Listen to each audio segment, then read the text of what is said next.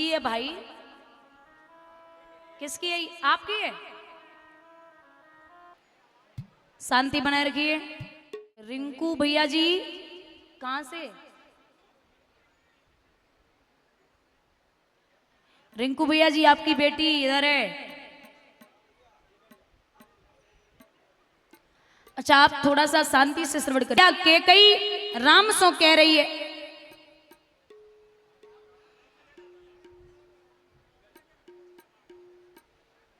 ये माताओं को इतनी भी फिक्र नहीं है कि लड़का बच्चा कहाँ आए।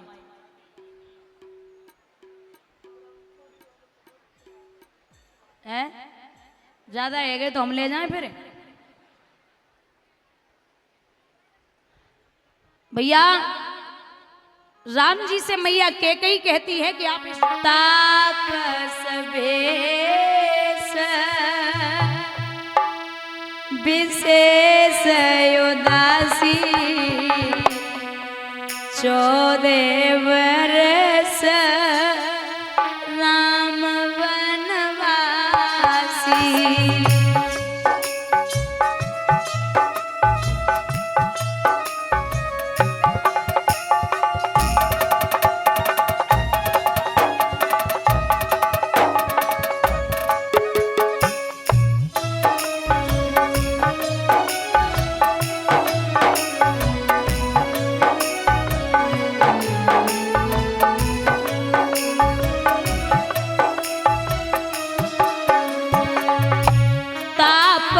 भेष विशेष उदासी 14 वर्ष राम वनवासी।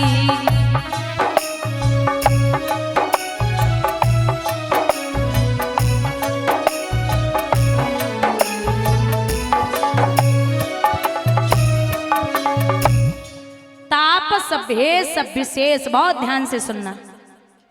तापस भेष विशेष। अच्छा अब तापस भेष विशेष कहा तो राजा दशरथ को यह लगा कि ये कह रही है भरत को राज तिलक करा के आप तपसी भेष धारण कर लो। आगे की जो लाइन बोली तापस भेष विशेष उदासी और 14 बरस राम वनवासी। अरे भैया राजा दशरथ को ये लगा मानो किसी ने प्राणों को खींचा हो। देवी मजाक कर रही हो? मैं मजाक नहीं करती, मैं मजाक नहीं करती महाराज। और सुनिए प्रात होत मुनि भेष धर जो न राम बन जाए मोर मरण और अस जरन नप सोचो मन माह। अगर सुबह होते ही राम बन के लिए नहीं गए तो जिस द्वार से राम नहीं निकलेंगे उसी द्वार से मेरी अर्थी निकलेगी, इतना याद रखना। महाराज राजा दशरथ जमीन पे गिर पड़े। अरियो देवी तेने तो गजब कर दियो, तू मेरे प्राण मांग ले।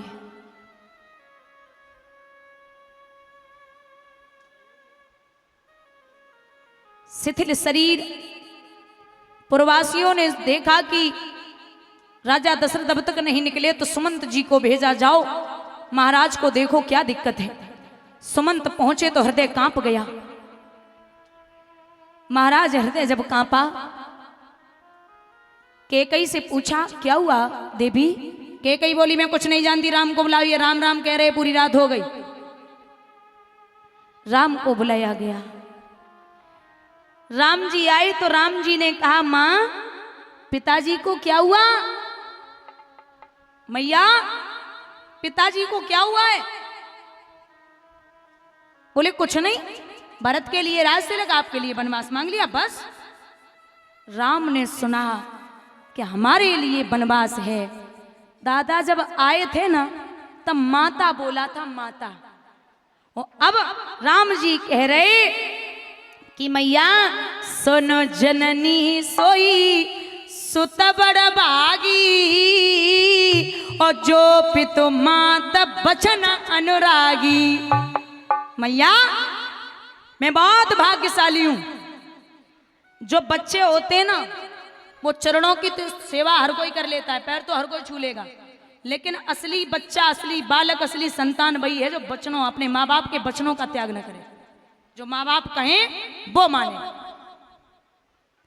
आए थे तो माँ बोला था, माता तो हम और आप किसी को भी बोल सकते हो। माता मतलब ये संस्कृति है कि माता तो किसी को भी बोल सकते हो, लेकिन जननी नहीं बोल सकते। जननी हम उसे बोलते हैं जो जन्म देने वाली होती है। राम आज मैया कैकेयी से जननी कह रही। महाराज बड़ी प्रसन्नता है राम को, क्यों? माताओं बहुत ध्यान से सुनना। ये बचपन की बात है। चारों भाई आंगन में खेल रहे थे तो राम जी ने मैया के नेत्र पीछे से बंद करे। मां बता मैं कौन हूं? मैया कैकेयी बोली मोह को पता है तू हमारा भरत है। सो राम 4 चक्कर लगाए के सामने खड़े है गए। ले मैया तू हार गई, मैं तेरो भरत ना है, तेरो बड़ो बेटा राम हूं। कैकेयी मुस्कुराए की बोली राम तुम इस जन्म में हारने की बात करते हो, अगर अगले 10 जन्म भी मुझे हारना पड़ जाए तो मैं हारने के लिए तैयार हूं।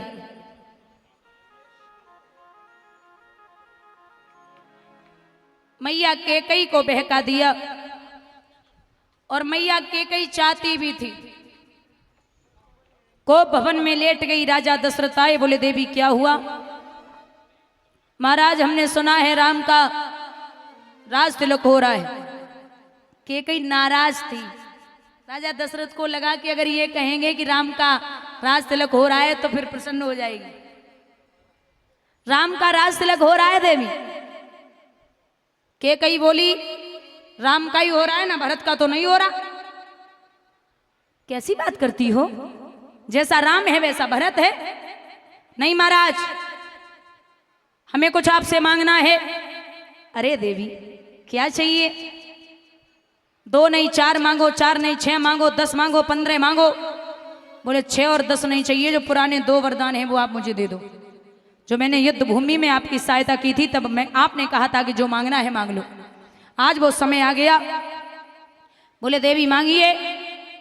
तो कहा है नाथ चिकनी चुपड़ी बातें कहकर मुझे अबला को ना बहकाओ, यदि सच्चे हो तो रघुवंशी सौगंध राम की खा जाए।